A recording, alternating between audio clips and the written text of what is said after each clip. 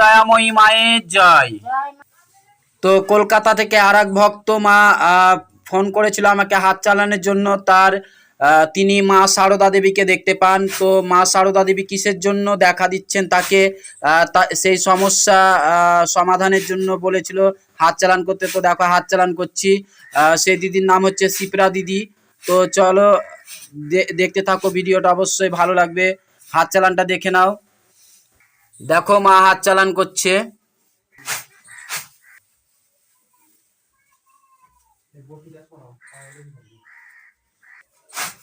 দেখো মা দয়াময়ীর ভক্তরা মা মন্ত্র বলে বলে হাত চালাচ্ছে, জয় মা দয়াময়ী, জয় মা জগৎ জননী।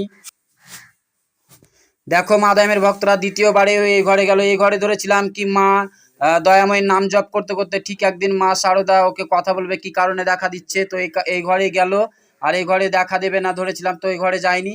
তো সবাই বলো